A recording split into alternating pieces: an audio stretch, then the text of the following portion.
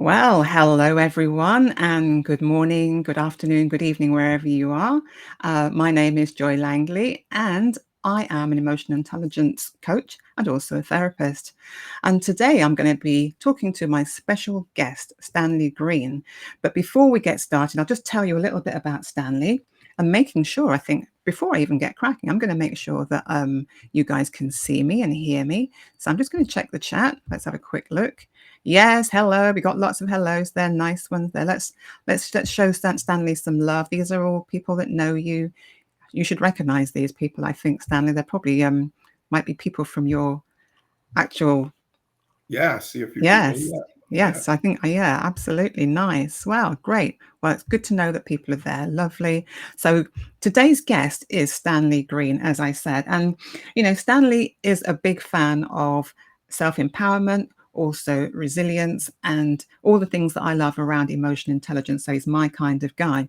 And I wanted to just share something with you about his fascination of a video camera and also projector, and a real passion for Bewitched.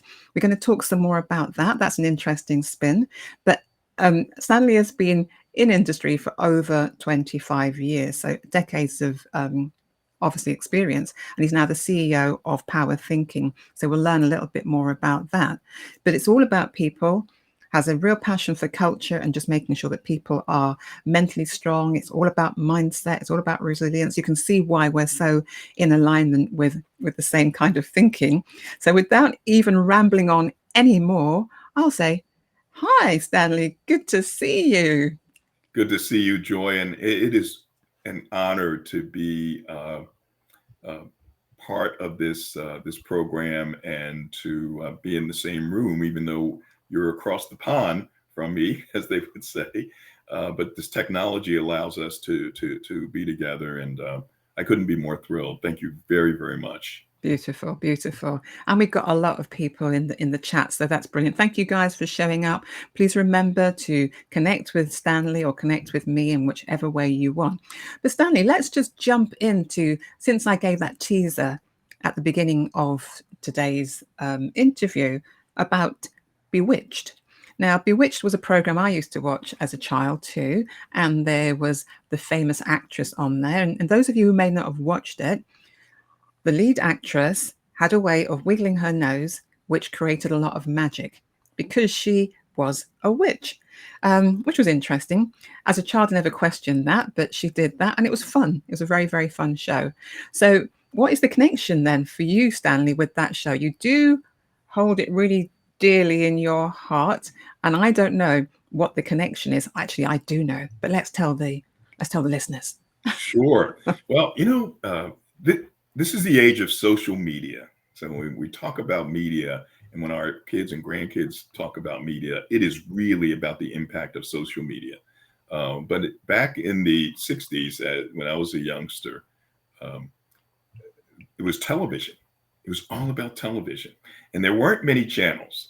Certainly, I've worked in the cable industry, and we went from 40 channels to 500 or so. But in the early days of television, there were pretty much three networks. And one of those networks, so you had a small selection of shows, and everyone in the family would gather around the television show. And there were many shows that I loved in the 70s. It was Good Times and Sanford and Son and many others.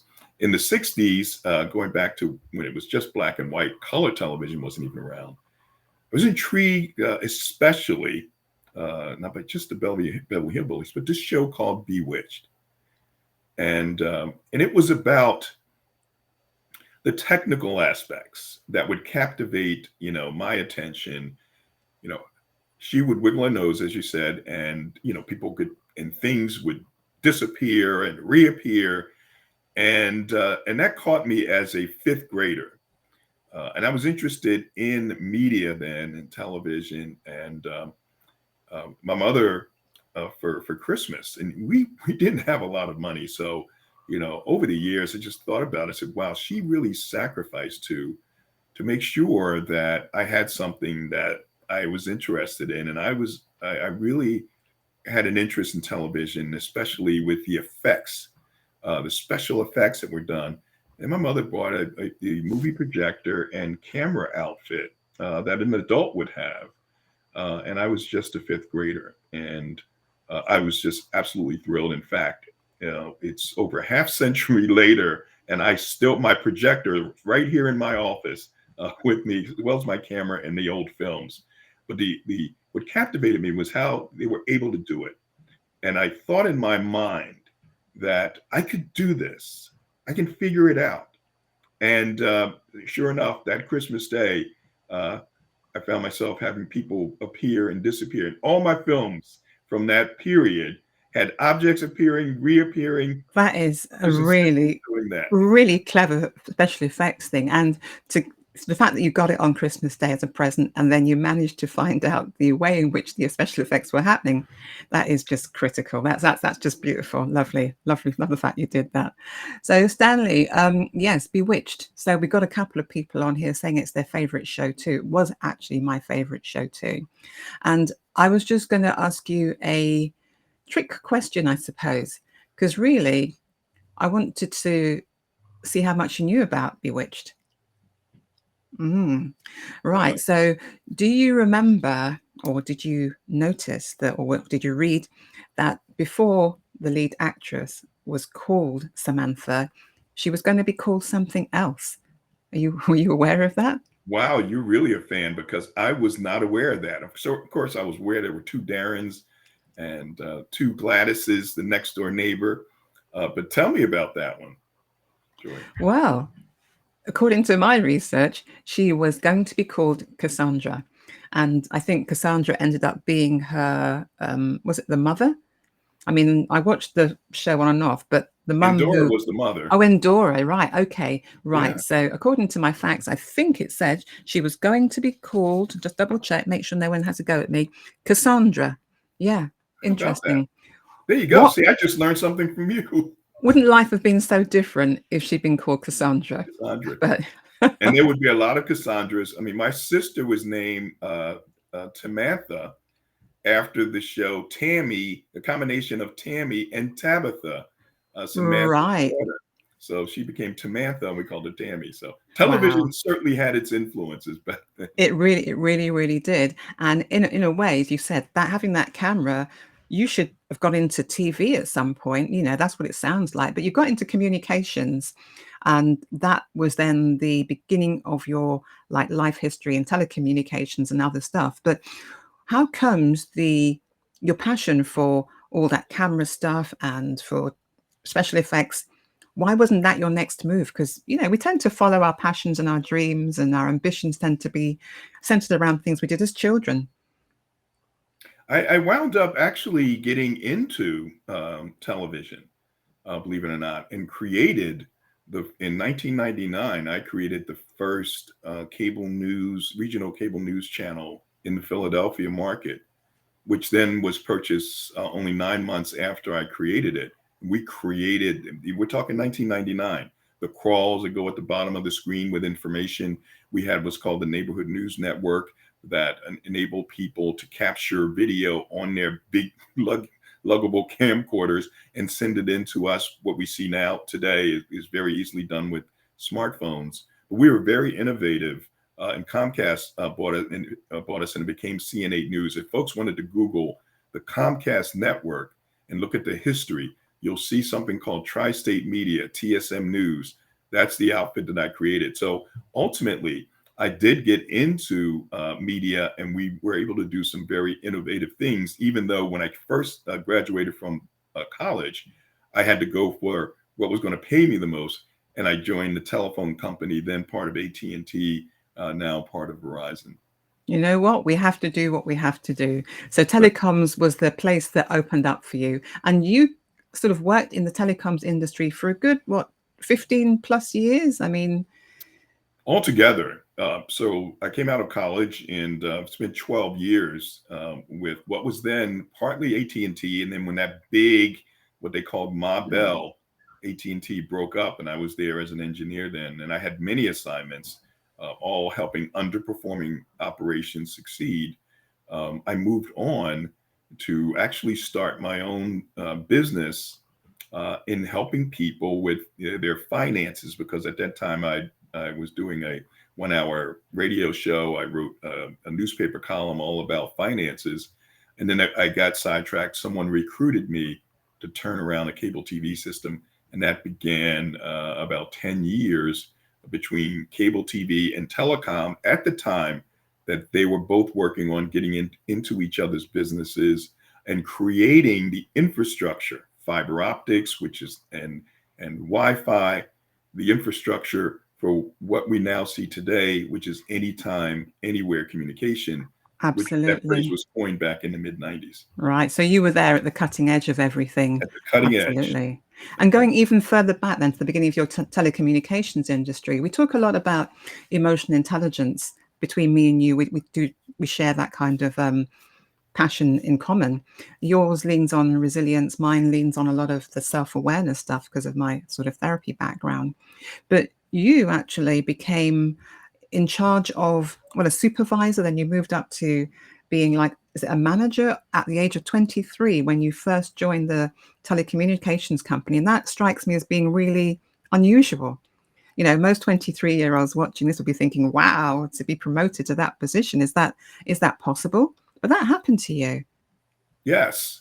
Well, I was part of when I came out of college, I was part of a management training program, and at the time, they were looking for generalists. So I didn't have a specific. I moved away from communications, and I graduated with a liberal arts degree. So I wasn't an economics major or a finance major, and they were looking for primarily looking for leaders. I had a background in leadership through athletics. I played basketball for the University of Pennsylvania. Was the captain, was one of the captains of the team. So that appealed during that time to many companies because when you think about what you do and what I do now, what they saw back then, that it was about leadership and the components of leadership being resilient and emotionally stable, being able to influence other people. Those are the traits that they saw. And they said, well, through our training program, our goal is to get people to middle management in about 8 to 10 years. And we want the folks that have that kind of potential.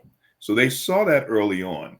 I spent about a year reporting to a district manager, a middle manager, doing all kinds of different projects. And then they threw me in the deep end. My first At job the age of 23. at the age of, actually, it was 22 was my first supervisory job, 22.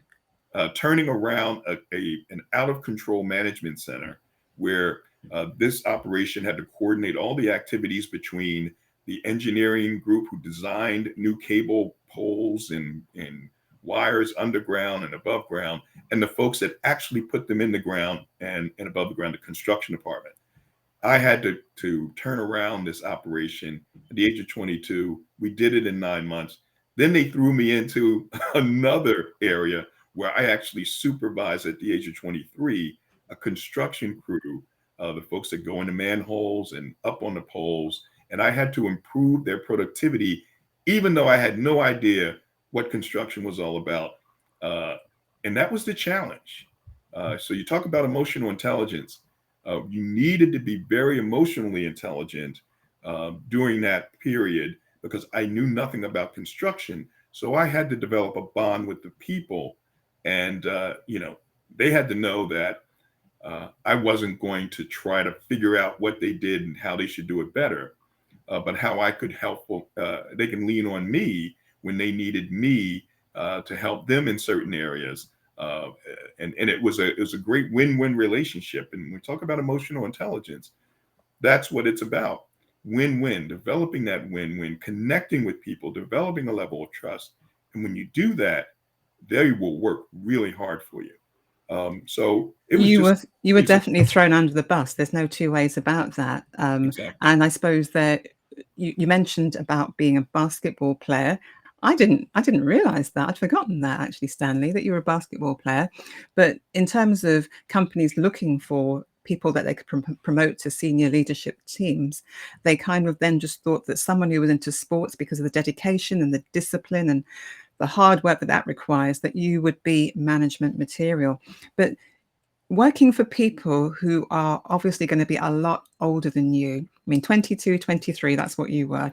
Everybody else would have been a lot older, let's be honest, perhaps even twice your age.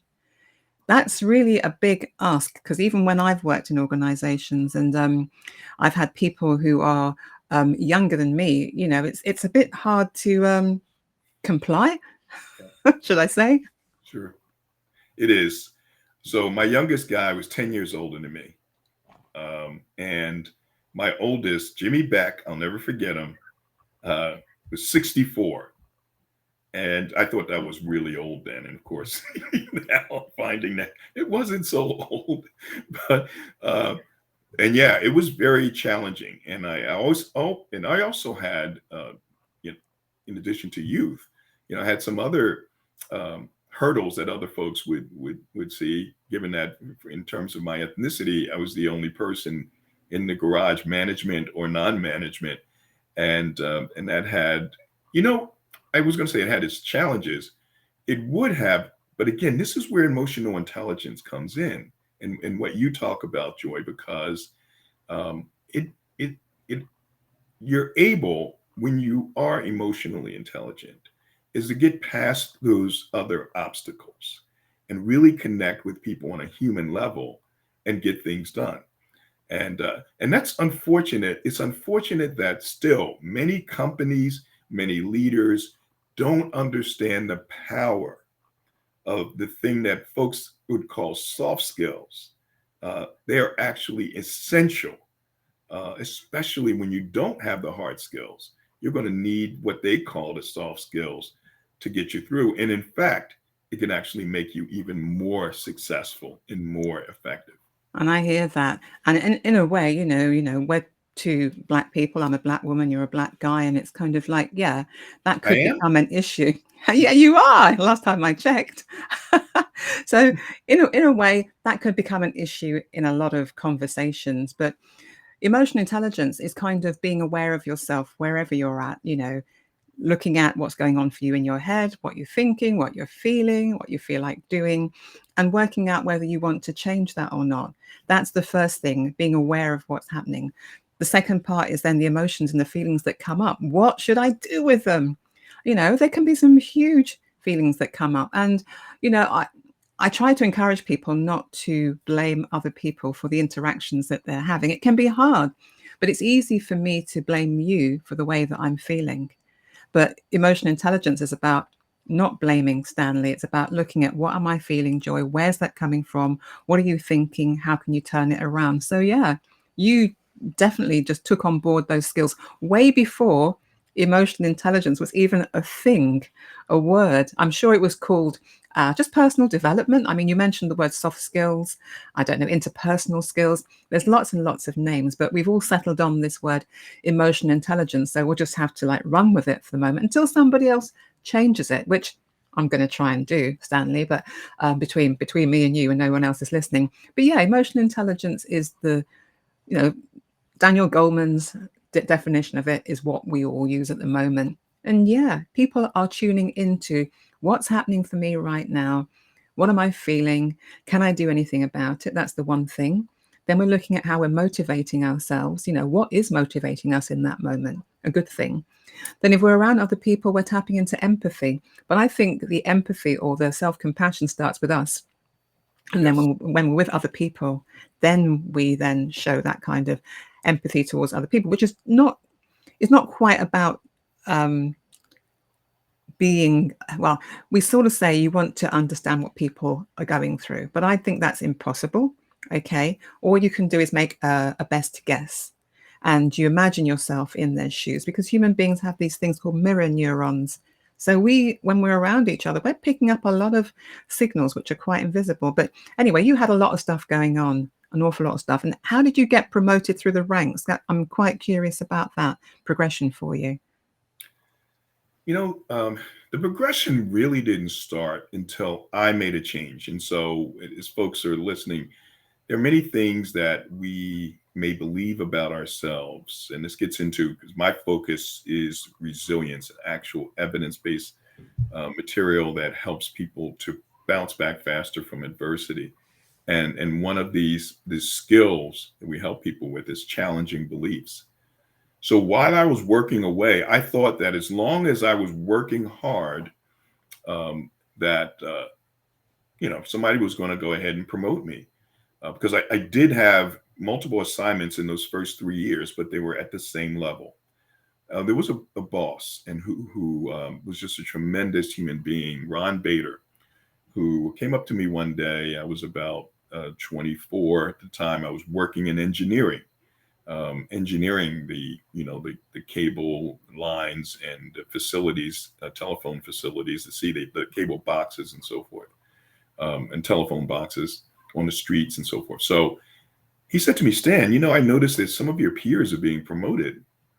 They came in the same time, and it's not happening with you. And I just thought, well, yeah, he's my boss. He's the guy that should promote me.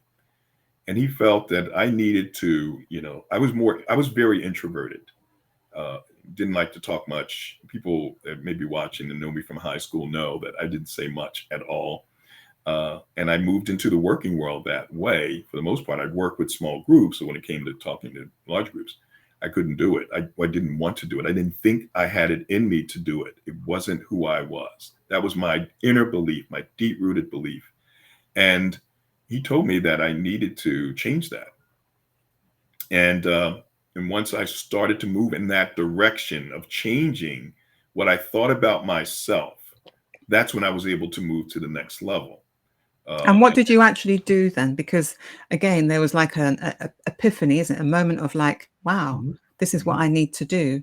Some of us are called up to um, face that kind of challenge with presentations and talking. Some of us will disappear in the face of that. I was not very good at public speaking back in the day. yeah, Seriously, I would have, the thought of doing what we're doing right now, there's absolutely no way I would have hopped on camera and done this kind of a conversation in such a relaxed-ish way, even though there's always that tension in the background when you're live.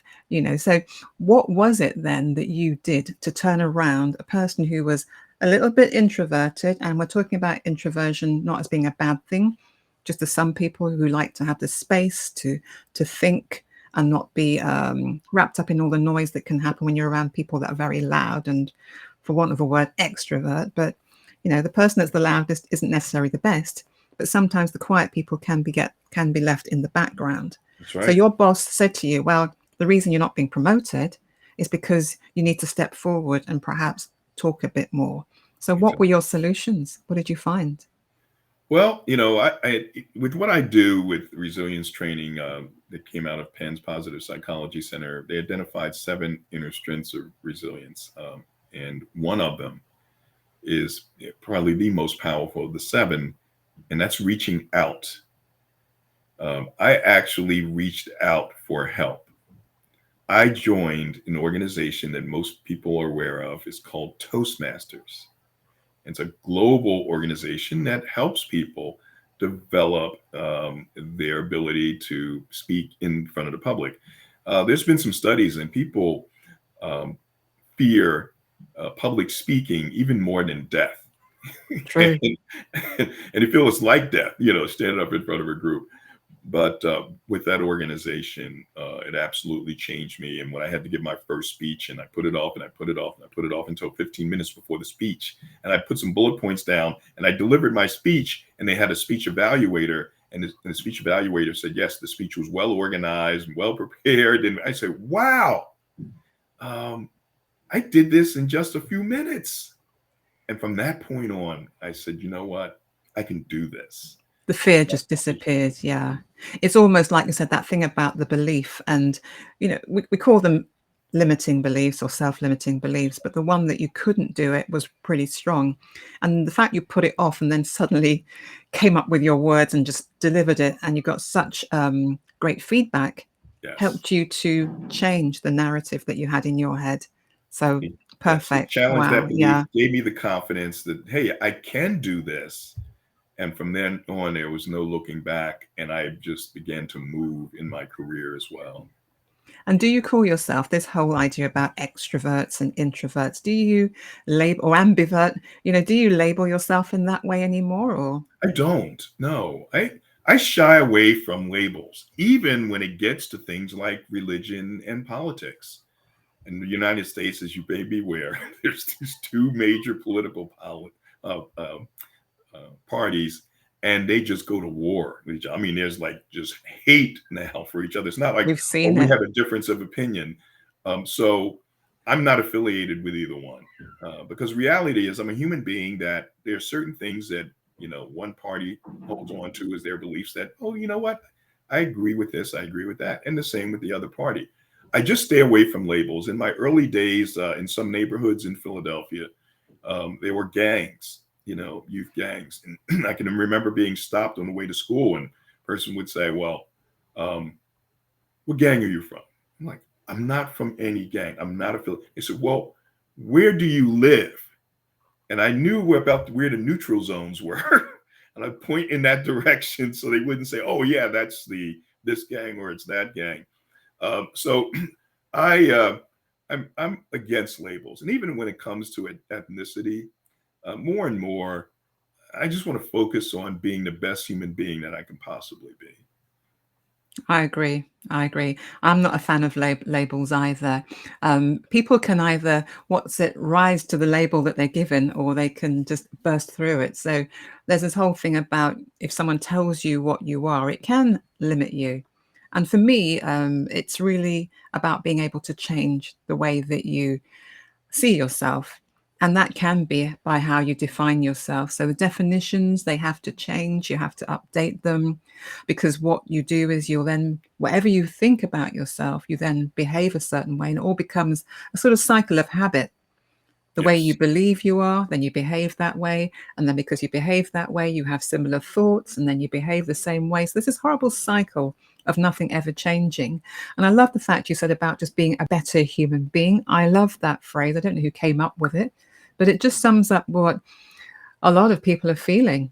It's just about being a better human being, and human potential is huge. We it just is. don't know how amazing we are, Stanley. So you moving out of the telecommunications industry and having such an interesting journey. And one of the comments here, I said they threw you under the bus, and someone said, no, no, no, he rose to the occasion. I'll just go back and double check what was said there. Um, just double check that.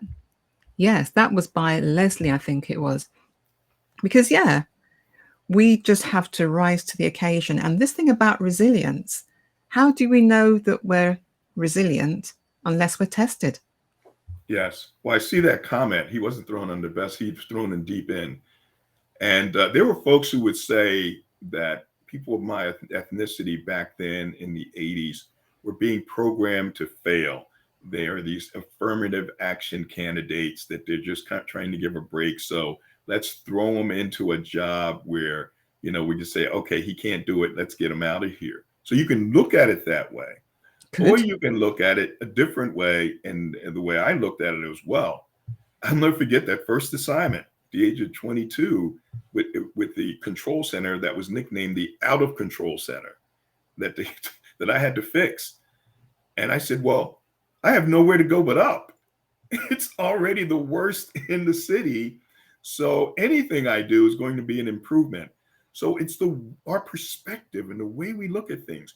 And so what I do now with power thinking and resilience was rooted in those assignments where I was thrown into the deep water and said, okay, you got to swim. And I did every time. And I helped the people who worked for me to swim and to flourish and to thrive. And as they did that, it helped me in turn um, to be a better leader. And now I was looked upon as, wow, he's a turnaround guy. He can turn around anything and anybody. They called you the turnaround guy as well, I'm sure. Yeah. But you definitely rose to the occasion, and that's good. And in terms of, developing the leadership skills then as you went along, obviously, I hope your previous boss gave you the promotion that you deserved in the end once you broke through that whole, speaking thing and doing the Toastmasters. Um, Oh, yeah.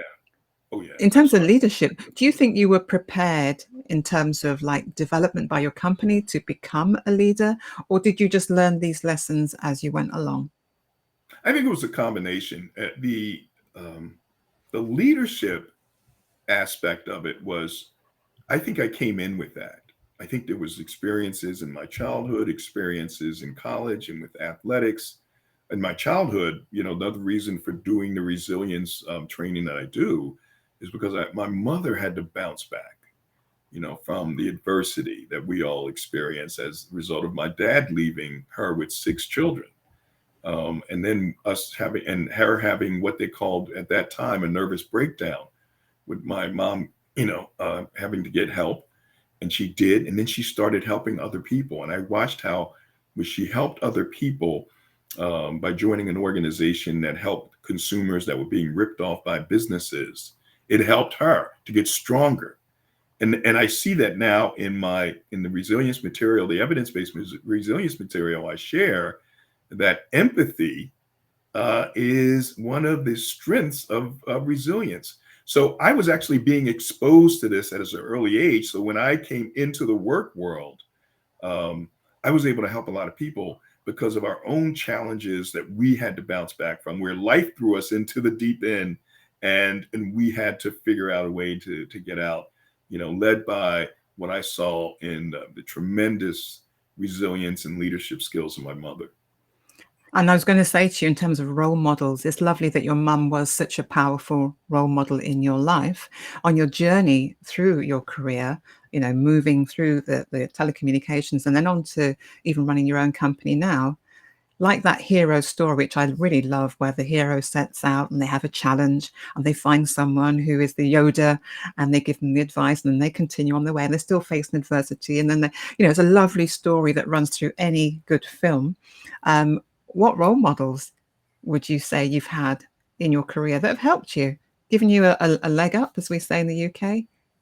Sure. And there were folks from all, various ethnicities. I told you, Ron Bader was one of my first who, pretty much, signed a light. He didn't just think, well, Stan needs to really, become more uh, personable, and he has to overcome this fear of speaking in front of groups. He actually told me, there are the folks who kind of know what you need to do, but may be afraid or reluctant to tell you for whatever reason. But the real heroes are the ones who will level with you, be honest with you.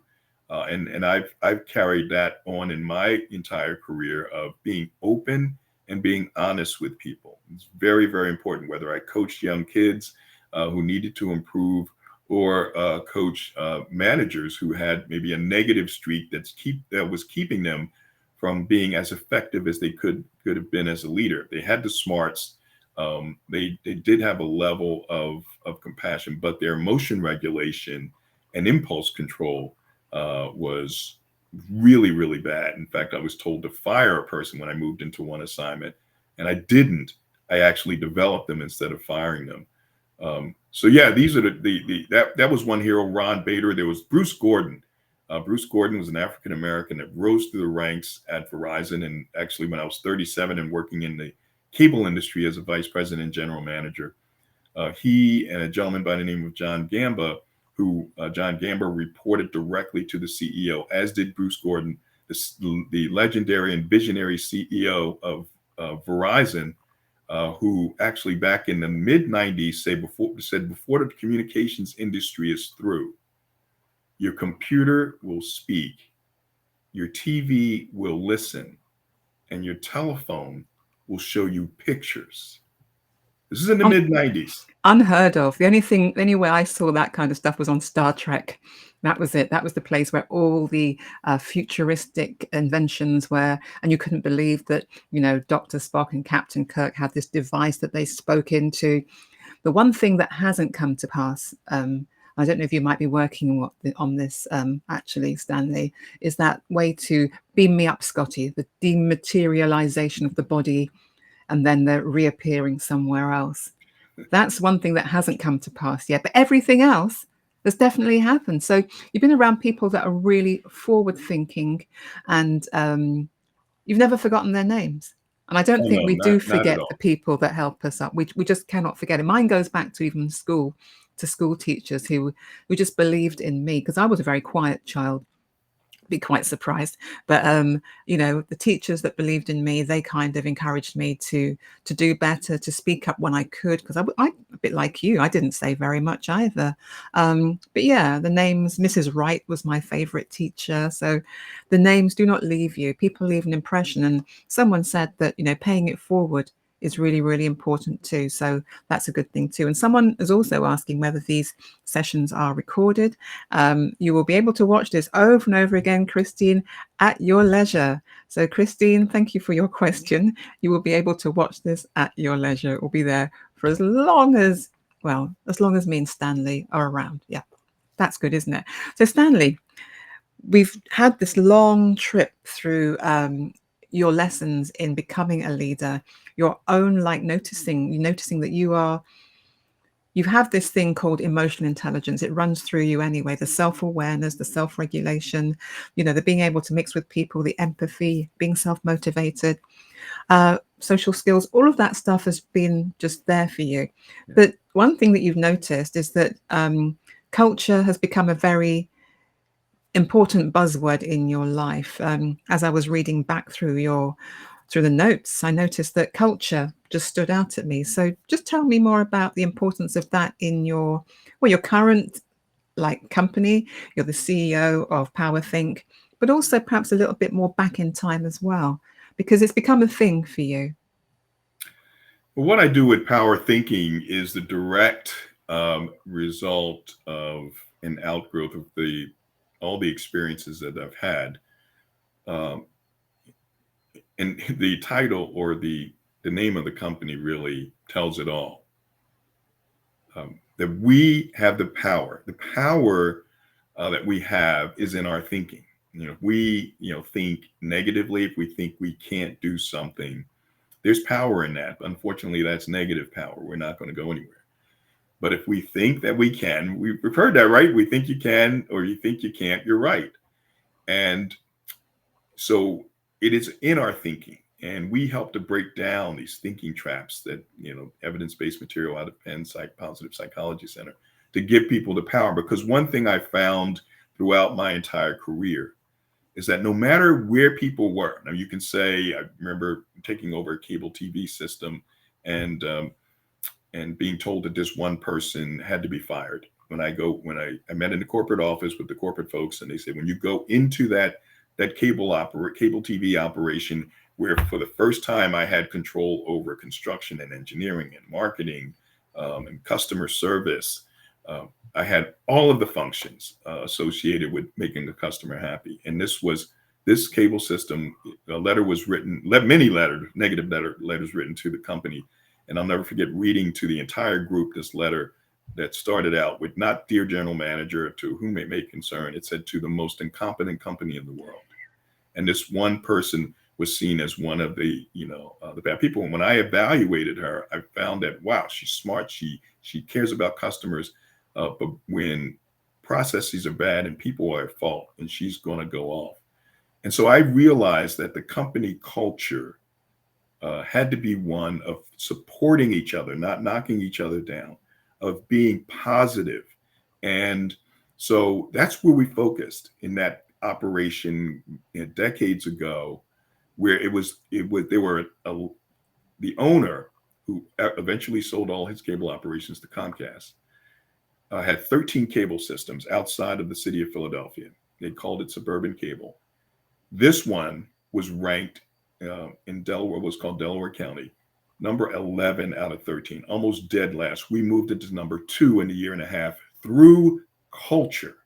It was the same people who told me when I got there, that we don't like to mention where we work when we go out to get together or so, because if we say that we work for Suburban Cable, it's over. People kicking us out of the house. They're coming down on us. The entire conversation is around how horrible the service is.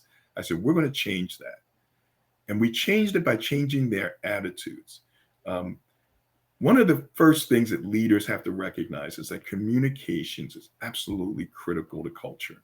And what we did was we communicated. The first thing I did was my 4th day with the company. I brought all the employees and contractors together, and I read them some of the letters, and I said, "We're going to change."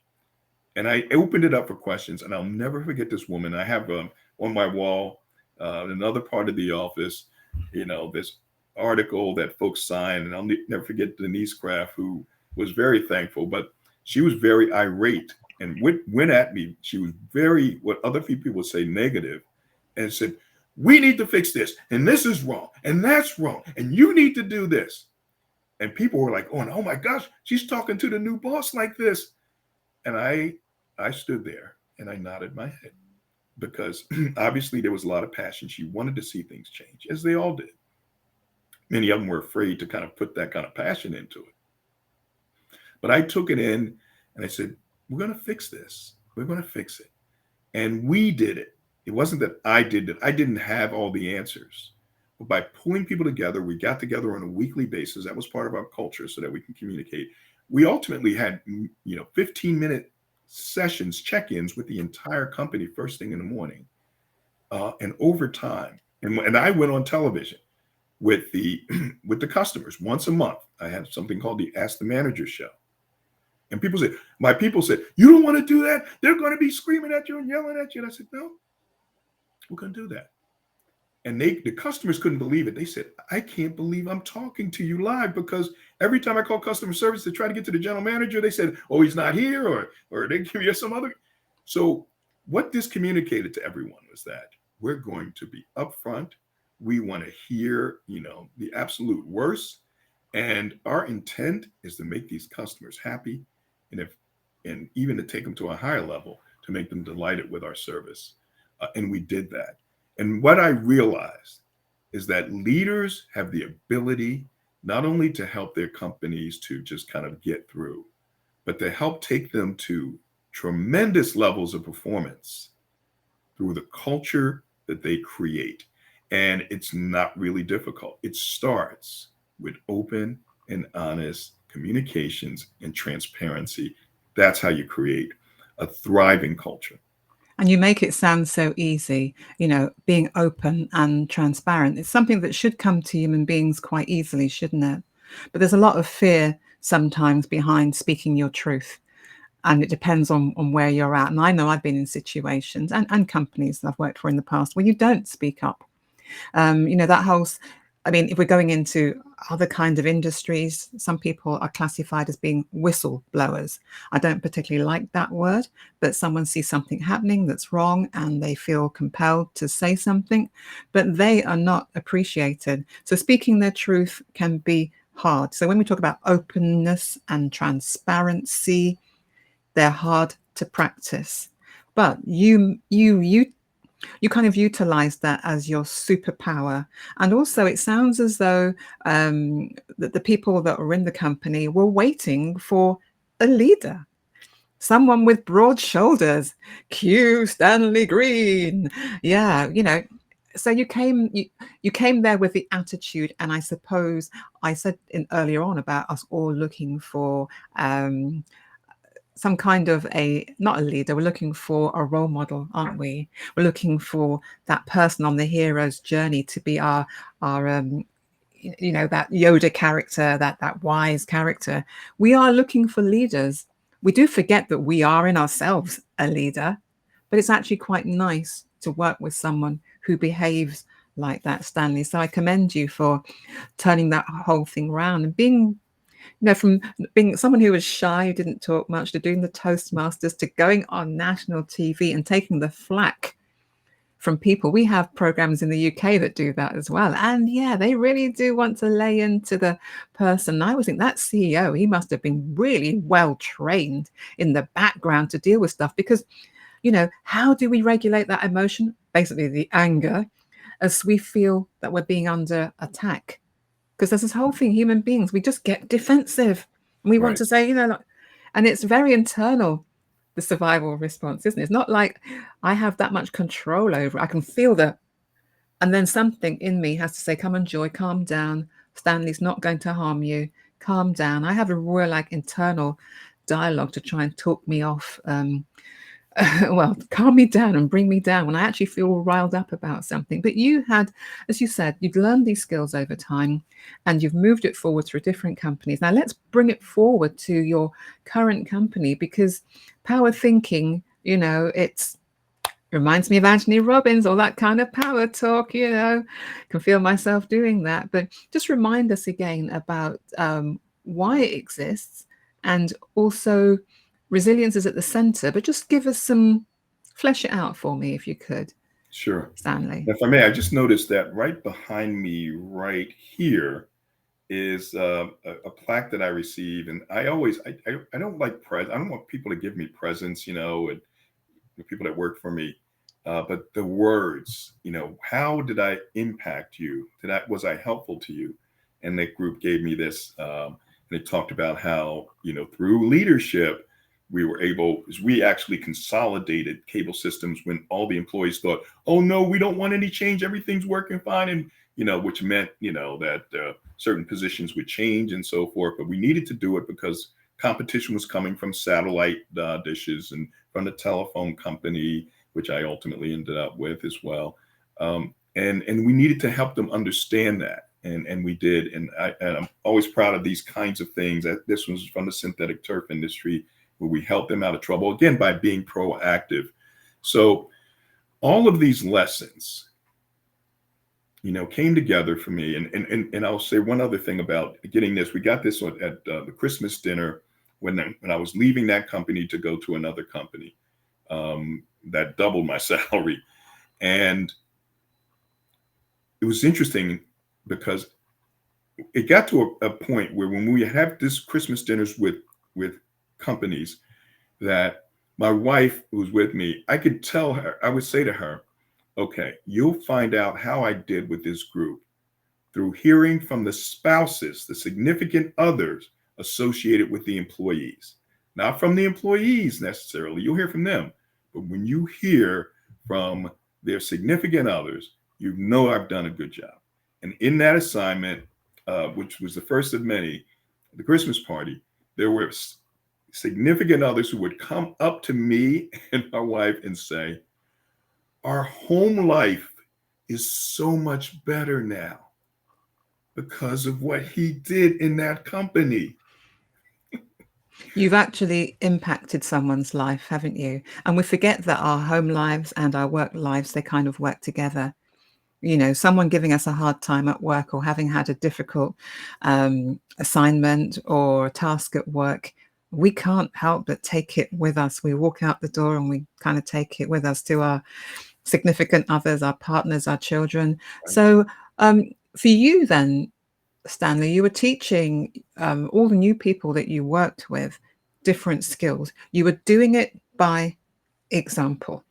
So we can all read a book, we can all watch a video or whatever, but the best way to learn is for me personally, is to watch other people. And almost for me in my mind, it's, oh, I can do that too. Oh, I can do that too. Oh, Stanley, stood up to that person in that way, and he didn't do it in a nasty way. He was very, open and transparent about it. Perhaps I'll try some of that thing, open and transparency the next time too. So I've been reading a lot about dealing with conflict, funnily enough, Stanley, and this approach which I hadn't come across in the past, which someone kept on reminding me to look at, which was non-violent communication, also known as self-compassion. And I thought, wow, non-violent communication, that sounds like, ooh. But it was coming from the Mahatma Gandhi. He was the person who talked about non-violent communication. Yes. And then also showing compassion. So the training that I've been reading about, I'm thinking this is something which I hadn't come across before. It would be a real way into helping people to deal with conflict, not even see it as conflict, just see it as I need to observe what's happening without blaming. I need to then state what I need in this moment. And never at any point you're saying that you caused that, you made me do that. It's that I'm feeling this, I need to be heard right now. And therefore you can help me to do it by doing X, Y, Z. Just three kind of simple steps. And then perhaps even at the end, stating how someone can make that happen for you, what you'd like them to do. And I thought that was just simple steps, Yes. Stanley. But you've got loads. You've got loads yourself. Now, just remind everyone we've got 10 minutes left, so I just want to understand a little bit more about how power thinking works. I mean, if I wanted to join you, or I don't know if you do one-to-one training, what is it? How does it work for you guys? Sure. So first of all, after my last assignment, I was CEO of a synthetic turf company that did football pitches, as you would call them, soccer fields in the USA. The rest of the world, of course, they're pitches. So and through making changes there and in the entire industry as the chairman of the board of the Synthetic Turf Council. After that was done and we merged the companies, I said, you know what? For the rest of my life now, it's time to help people around the world. I actually created a vision board. Number one, I had it in my head. How do I want to generate income going forward? It's not just making other people's companies better, and they still may not be totally aligned with what they allow me to do what I do, but their leadership isn't aligned necessarily with mine.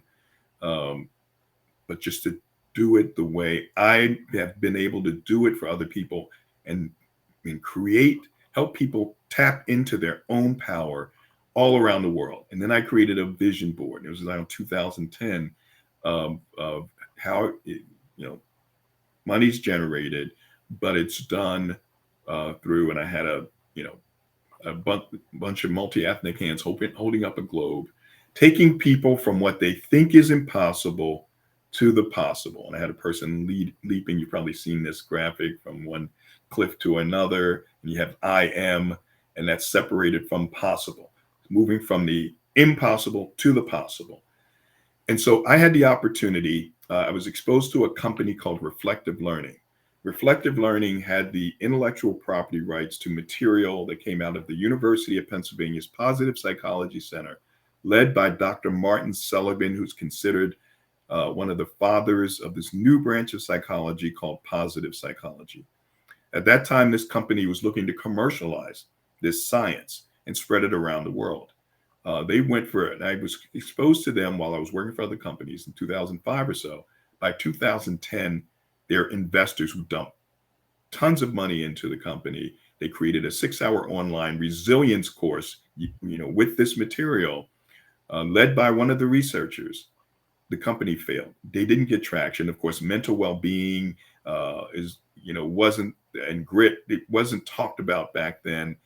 People did not have the interest, but I had the interest. I said, oh my gosh, I'd love to be CEO of this company. They already had a CEO. By 2010, they closed the company down. I bumped into one of the investors who I developed a relationship with. And I asked him, how was the company doing? He said, not good. Would you like to buy it? I said, sure. We created Power Thinking to buy Reflective Learning and then own the intellectual property rights to all of this tremendous material that as I went through it, I said, this is what I've done every step of the way in my life and in my career. The vision This board. works. Yes. And so we embarked upon, number one, trying to sell that material. And I did this work in China, workshops in China and Chongqing and Beijing and in Tokyo. But then in the United States, I had figured out a model that would work.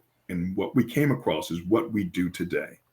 We have Power Thinking Wednesday calls, where we help people develop these evidence-based skills every week, 7:30 a.m. to 8 a.m. Eastern time, and then 9:30 p.m. to 10 p.m. Eastern time, just 30 minutes.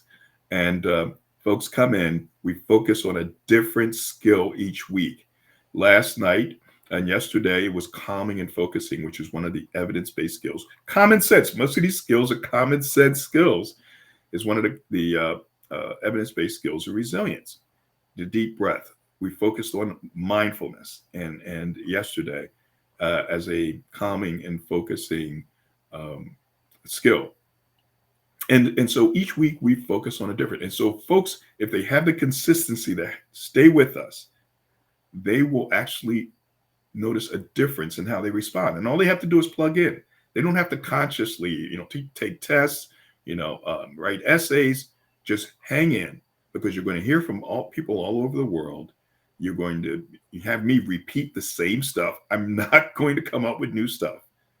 It's the same stuff. And then, so through the going back to Bewitch and media and running cable systems, leading a music video channel called The Box, creating a news channel, media is absolutely key in changing the thinking of people. Unfortunately, because media is focused on just advertising profits, their goal is to get the drama, bad news, and people are programmed for the negative. So we're using media and this repetition to retrain people's brains, help them retrain their brains so that they can respond more favorably when they hit those walls and hit setbacks. I've been doing it 5 years with phone lines. It works. The testimonials I have are tremendous. Just over the past few months with LinkedIn, and just yesterday, had just some tremendous feedback from a couple of folks, Priscilla Brown and Haley Smith, who was our first time on, and talked about how significant this training has been. So I'm just trying to follow in your footsteps, Joy. Don't make me laugh. I was dying to come in. I'm thinking, I'm cheering here. I'm going like trying to contain myself, thinking, yay, yay. The power of repetition. So if we're looking at how the brain gets programmed in the first place, a belief is only a thought that's been repeated often enough.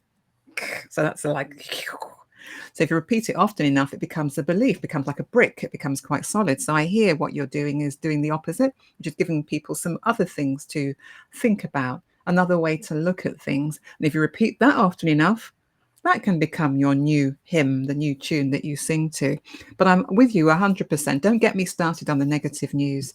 Please, Stanley, you've so got me going, because I stopped watching a lot of negative stuff a good 20 plus years ago, and it went the same way with newspapers. Sometimes I end up finding out about things by mistake, but I think the important things, they come to the front. But I noticed it was altering my mood. I was getting very jittery. I was becoming very anxious. So what you're programming people with is to be scared and to be frightened. And if people are in that state, they can't think. So if you're in fear mode, your big brain at the front doesn't do any thinking. Now, some powers that be may want the rest of the population to be like that. So you have to be careful about the news and what you're taking in. We Yes. always have a choice. The off button is very clearly there. So turn it off if it's making you feel queasy or sick or just altering your mood over time. Same with newspapers, and tap into positive things. And the Yes. big thing is, Stanley, I can ask you this because you might know a little bit about programming. Um, Sometimes I get magazines through which have got Happy Full on there. There's a magazine that's called Happy Full. I think, yeah, lovely. Would a program that was the happy news, would it work? Um, it depends. I mean, in this current media environment, it wouldn't work because too many people now are programmed to gravitate to the negative. My wife and I, who've been married now almost 39 years, we were just talking about this before the session of how, from the time that we were younger, if someone yelled out, "Hey, there's a fight," we're going to go, "Oh, wow, who's fighting? We want to go check it out." But if it said, "Hey, somebody's going to donate some money for a positive cause," it's like, "Oh, ho hum." And media companies take advantage of that because they want the eyeballs, they want the ears, so that they can sell them to advertisers. So I know how all this works, and it just perpetuates itself, and it compounds with social media. advertisements you may have seen somewhere else follow you everywhere you go on social media platforms. Oh, Like, I'm not good interested in God. that anymore. It comes up, hey, don't you want this? You. It is very, very contrived, very smart on their parts, but it doesn't do much for us. So It's it's ruining a our lot we have to counter. yeah, it's doing a lot of damage to us mentally. We talk about why is anxiety going up? Why is there more, depression? And sometimes we live in countries where we're very well to do. Why are the figures not improving? Why are they getting worse? But there is this programming of negativity, and we have gone over time, Stanley. I have to ring a bell, but we're a couple of seconds over. But yeah, this is a long one. This is a long conversation, that one. But I hear you. But it's also going back to the fact that the body is programmed to look out for danger. This body is just designed for survival. So, of course, we're not going to be worried about the good news. We're kind of like just going to ignore the good news, which is sad. But we're going to be primed to watch out for the bad news, because that might be the thing that could save our lives. So it's very interesting how the psychology has been used against human beings. There's a lot of stuff, behavioral science, you name it. We're both kind of experts in that, Stanley. But, I know that a joy program wouldn't probably be watched, but there's ways in which we can perhaps filter through the information that we know is very, very positive for human beings. So keep doing your power thinking. The 7 critical skills that you have around resilience are amazing. I know that I work on the 3 critical skills: the thoughts, the emotions, and the actions. And we're singing from the same hymn sheet, but Yes. now we're 1 minute and 20 seconds over. What is wrong with me? Okay, so I'm probably going to have to wind things down and let us go back to our day jobs and do what we do and do and do. We got lots of comments, and thank you everyone for watching today as well. Some really, really detailed comments that we've been giving. This one towards the end is saying, suggest how we could join. Yeah, with Joy Lango. They were talking. Is there something? I shouldn't even whisper under my breath. I'll read it out. If I am truly interested in learning and educating people on the vast aspects and the components of emotional intelligence, would Joy Langley or Stanley Greene suggest how one could join them, perhaps as an apprentice, especially since nowadays no one can learn blah, blah, blah, blah, blah. Anyway, thank you so much for that. Can't read the end bit there, but that was a really, really great question let's get the name, Christina. Christina, thank you so much.